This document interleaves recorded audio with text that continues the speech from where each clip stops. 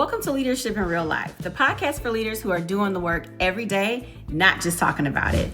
I'm Hyla-Monét, leadership coach, former school principal, and founder of H-Monét Consulting. And I help leaders who feel stuck balancing their people, their workload, and their performance expectations learn how to lead with both empathy and accountability so they can build strong teams and actually sustain their leadership.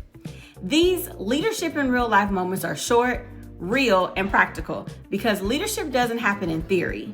It happens in real time, and we need to talk about it.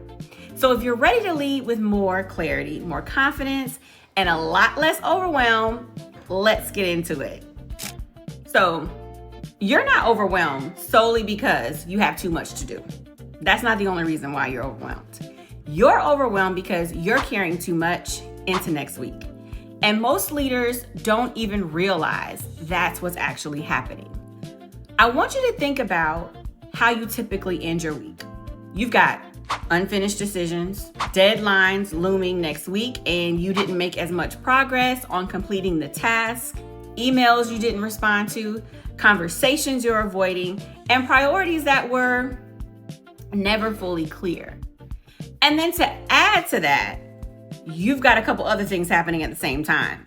Maybe it's a team member that you need to give some feedback to that you've pushed into next week. So add that to the list. A decision about scheduling, staffing, or priorities that you kind of made but never fully communicated. Or you got some emails sitting in your inbox that you've read but you just haven't responded to. Raise your hand if you're guilty of the let's mark it back unread.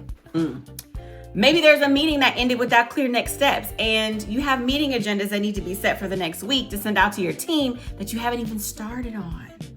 And then you look at the clock, and it's 5 p.m. on Friday, 95 degrees outside. And you think to yourself, I'm over this. I'm exhausted, and I'm ready to start the weekend. So then what happens? You close that laptop. You might leave it in your office, and then you start your weekend. Not fully prepared. You don't actually finish your week. You just stop working. And then Monday comes, and instead of starting fresh, you're following up on last week, the conversations, the tasks, clarifying things that should have already been made clear, putting out fires that didn't even need to start in the first place had you been planned and prepped and thoroughly communicated. So now you're not leading this week. You're catching up on the last one. And all of that, that's the mental clutter that you're carrying with you. That's what adds to the overwhelming feelings that already come with your leadership role. And most leaders make a misstep because they tell themselves, oh, I just need more time. I just need to push through. But honestly, the real issue isn't time. It's closure, how you're closing and ending your week. It's not necessarily a workload problem. It's not having a system to close your week effectively, because that unfinished work doesn't just sit on your to-do list, it sits in your mind.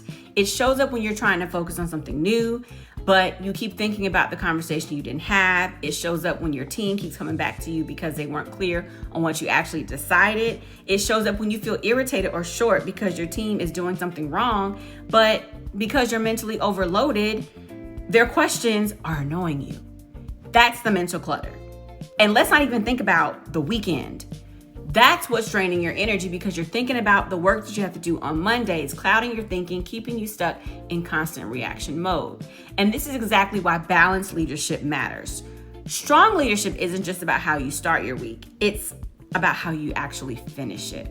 You don't have a system to close your week. You carry stress forward. You repeat the same conversations. You keep solving the same problems, and your team feels that inconsistency, even if they can't name it. But when you build in even a simple reset system, everything shifts. You create clarity because decisions are actually finished. You create alignment because your team knows what's expected. And you create space in your mind because your mind isn't holding on to everything. Now you're not walking into Monday reacting. You're walking into Monday leading. And that's what I call the sustainability phase of balanced leadership. It's not about doing less. It's about designing your leadership in a way that actually protects your energy. Real life leadership moment here, and how I stumbled into having to define my own weekly wrap-up routine.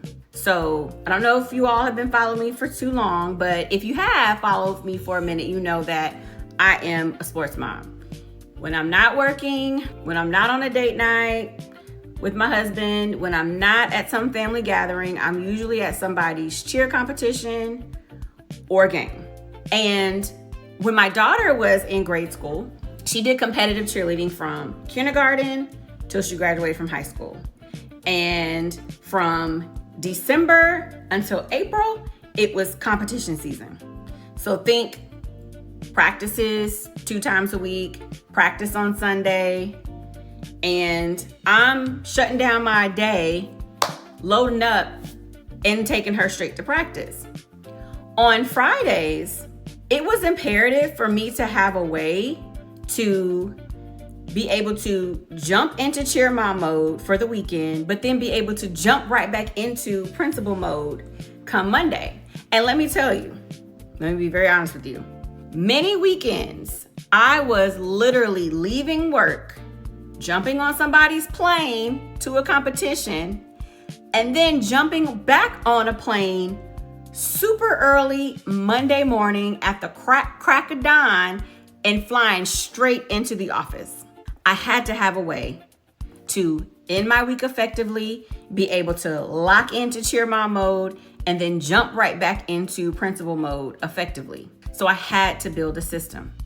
And honestly, my system started with me asking those 3 questions. And it's important that I had that system because I did not want to spend my entire weekend with my laptop on my lap when I needed to be spending time with my daughter, my family that came on the trip with us, and my cheer mom friends.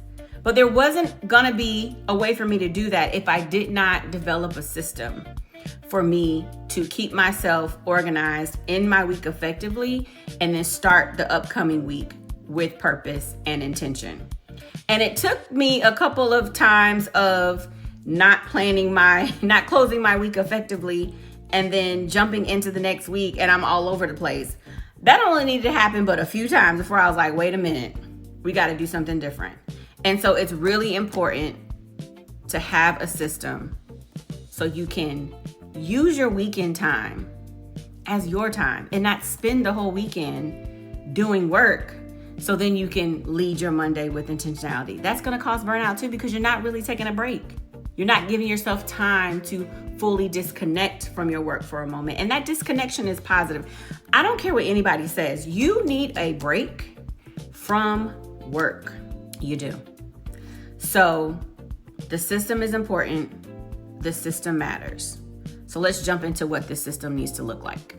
Before you end your week, every week, pause and ask yourself 3 questions. Number 1, what did I not finish that needs a clear next step? Not what do I need to get to, but what's the next move and who owns that move? Number 2, where's my team misaligned right now? And I want you to think about where they might be guessing because you weren't fully clear. And then the 3rd question you need to ask yourself is, what are my top 3 priorities next week? 3, not 10. The 3 that actually matter. That's it. That's the system. You don't need a complicated one. You need a consistent one because that consistency is what creates that clarity for you and your team. And if you don't have a system to actually close your week, you're going to keep feeling the same pressure week after week.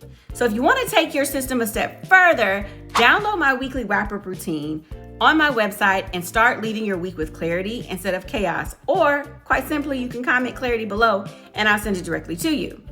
Remember, your leadership superpower lies in your ability to be consistent.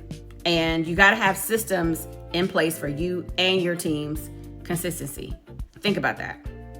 I'll see you in the next Leadership in Real Life moment. And I want you to remember, lead with your heart, lead with strategy, and work to build a leadership that actually lasts. See you next time. Peace.